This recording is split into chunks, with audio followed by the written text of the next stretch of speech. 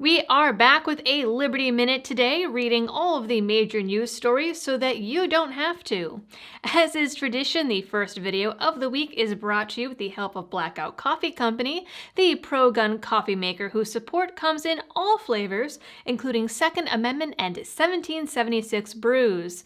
To get your cup, use the link on the screen or down in the description. First up, the Gamestop rally continues.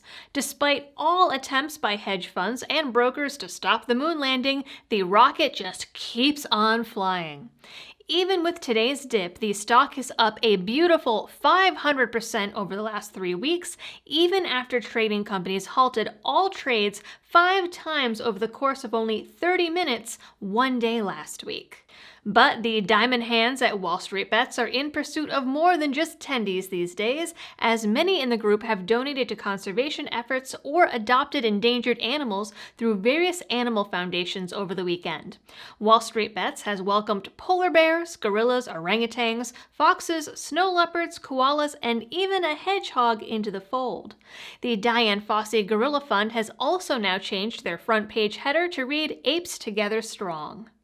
Stimmies are expected to drop this week and continue the rally because the squeeze has not yet squozed, and we like the stock. Meanwhile, Jim Cramer remains very confused. Investing or not, don't celebrate those stimulus checks just yet. Biden might be sending Americans $1,400, but he's also considering the biggest tax hike since 1993 because f*** you, America. The new tax hike would be designed to underwrite the economic program behind his $1.9 trillion stimulus, because nothing is free and that money is coming from somewhere even though you're only getting a fraction of it. But this new proposal goes even above and beyond the stimulus and is expected to mirror Biden's campaign promises. Biden's tax plan has a whole dedicated video that I'll link at the top of this video, but features of the tax plan include raising corporate tax rates, repealing tax cuts for small businesses, expanding real estate taxes, and eliminating Trump's tax cuts. A report out of Bloomberg notes that experts like Treasury Secretary Janet Yellen are finally pointing out that Biden will actually have to pay for some of his proposed programs, which are coming in at estimates of anywhere between $2 and $4 trillion for several Green New Deal-inspired climate change, infrastructure, and justice initiatives. Because nothing says justice quite like taking your hard-earned money under threat of violence. It was reported over the weekend that the Biden administration has reached out to North Korea multiple times in the past month and has thus far received no response. During his campaign, Biden called Kim Jong-un a thug and claimed he would only meet with the dictator if Kim agreed to give up his nuclear weapons. While past attempts have not convinced Kim to denuclearize, Biden's policy of name-calling has also so far proved unsuccessful.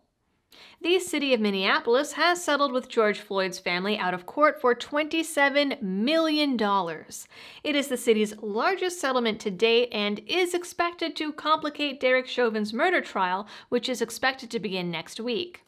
People's hesitancy to be on the jury is also showing to be an issue, as several people in the jury pool have expressed concerns that their homes and families could be attacked if their names are released. $500,000 of the $27 million settlement will go back to the neighborhood where Floyd was arrested and killed. Specifically, it is supposed to go to the community around the intersection of 38th and Chicago, which activists have seized and declared as another autonomous zone. The intersection, which protesters are calling George Floyd Square, has been closed to the general public and law enforcement for 9 months straight, occupied by Antifa and BLM members. The area has seen an uptick in violence, including car thefts and shootings, with police largely being denied entry. The $500,000 is expected to fund the Memorial Square as well as the businesses around it, who have complained of being held hostage by occupiers while getting little to no assistance from the city. In COVID news, several countries in the EU are halting use of the AstraZeneca Oxford vaccine. As of 12:30 p.m. on Monday, 18 countries, including France, Italy, and Germany, are suspending the vaccine as they wait for further analysis on data that the shot may be causing severe blood clots and low platelet counts. Even in the US, an independent panel is calling for a review of clinical trial data despite social media companies promoting fact-check articles that claim there's no risk or correlation between blood clots and the vaccine. And finally, the political divide in America continues to worsen. Fox's Tucker Carlson recently questioned the U.S. military's addition of maternity flight suits for pregnant pilots, while also pointing out China's new policies around preserving masculinity and building up its navy. The official Twitter account for the U.S. Marines responded with a now-deleted tweet calling Carlson a boomer that was being left behind. Several other official accounts of various top military members retweeted it or else expressed their support in dunking Carlson and his viewers, apparently taking an official partisan side on social media. That is your quick update of the weekend stories. If you liked this video, please tune in to my channel for long-form videos as well as my live streams that air every Tuesday at 9 p.m. Eastern and Friday at 7 p.m. Eastern. Thanks for tuning in, and I'll catch you on the next one.